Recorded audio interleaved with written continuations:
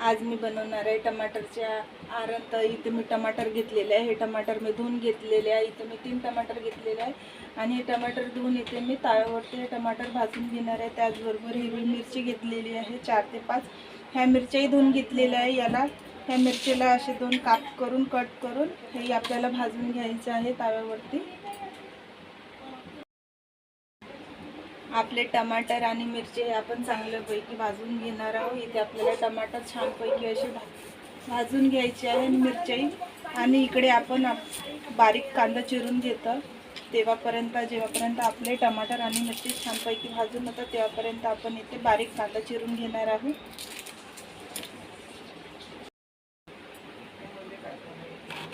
इथे मी बारीक कांदा चिरून घेत आहे. चॉप करून घ्यायचा आपल्याला कांदा. तर इथे माझा कांदा बारीक चिरून झालेला आहे आणि आपण बघून घेऊ आपले टमाटर आणि मिरची भाजून झाले आता.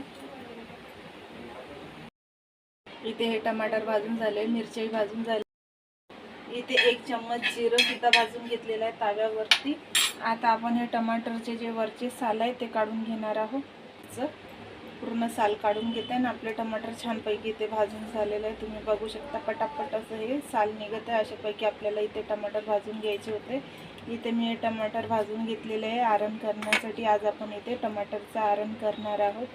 तर माझ्या व्हिडिओला लाईक करा. तुम्ही बघता पण लाईक नाही करत तर तसं करू नका. बघल्यानंतर त्याला लाईकसुद्धा करत चला. आता हे भाजलेले टमाटर आणि हे भाजलेली मिरची आपण मिक्सरमध्ये बारीक करून घेणार आहोत. तर याचे आपण छोटे छोटे असे तुकडे करून घेऊ टमाटरचे आणि मिक्सरमध्ये छानपैकी याला बारीक करून घेणार आहोत. तर इथे मी याला चाकूच्या साहाय्याने भाजलेले जे टमाटर आहे त्याला इथे मिक्सरमध्ये बारीक करून घेत आहे. बघू शकता.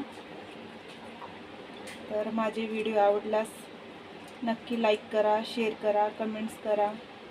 लाईक शेअर करायला विसरू नका. तर अशापैकी मिरची आणि टमाटर यामध्ये मी टाकून घेतलेलं आहे. आता जे आपण जिरं भाजलेलं होतं हे मी 1 चम्मच इथे जिरं घेतलेलं आहे. हे पण याच्यामध्ये टाकून घेऊ आणि याला बारीक करून घेऊ. इथे हे बघा, इथे मिक्सरमध्ये असं छानपैकी मी इथे बारीक करून घेतलेलं आहे टमाटर आणि मिरच्या. अजून जिरं जे आपण भाजलेलं होतं.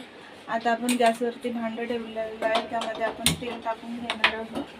इथे मी 1 ग्लास तेल टाकून घेत आहे. जास्त नाही, थोडंसं आणखीन टाकून घेत आहे. याला आपल्याला जास्त तेल लागत नाही. आरण जे टमाटरचं आरण जे करणार आहोत आपण याला जास्त तेल नाही लागत. आता हे इथे मी 2 ते 3 कलमी घेतलेलं आहे. हे कलमी आणि ह्या बारीक चिरलेला लसूण घेतलेला आहे. इथे मी लसूण चिरून घेतलेला आहे. छोटे छोटे तुकडे करून घेतलेले आहे आणि इथे बारीक चिरलेला कांदा पण घेतलेला आहे. हे आपल्याला याची फोडणी घालून घ्यायची आहे. तर आता मी इथे जिरं, राई आणि कलमीची फोडणी घालून घेत आहे. मग त्याच्यामध्ये कांदा टाकून घेणार आहे. तर इथे आपलं तेल गरम झालेलं आहे आणि याच्यामध्ये राई म्हणजे मोहरी टाकून घेत आहे 1 चम्मच. अर्धा चम्मच जिरं टाकत आहे आणि आता टाकत आहे कलमी. 2 ते 3 इथे कलमी घेतलेले आहे. ह्या कलमी टाकून घेत आहे. बारीक चिरलेलं लसूण.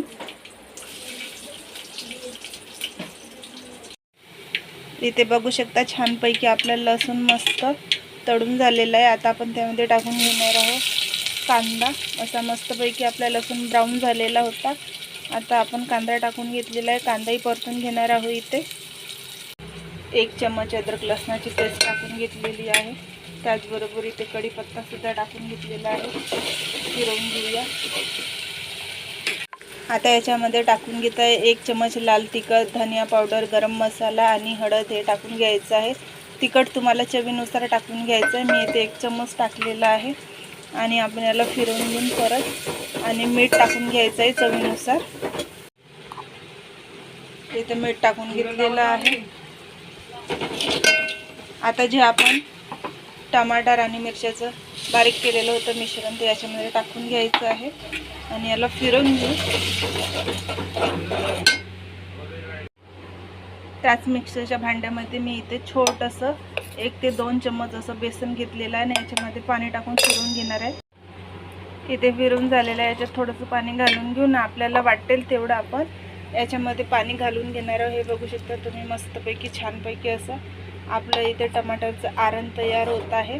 याच्यामध्ये मी अजून पाणी घालणार आहे. मला जेवढं लागतं तेवढं. तुम्हाला घट्ट करायचं असेल तुम्ही घट्ट करू शकता, पातळ करायचं असेल तुम्ही पातळ करू शकता. मी इथे थोडंसं पातळ करून घेणार आहे, म्हणून याच्यात मी 1 ग्लास पाणी ॲड अजून करत आहे.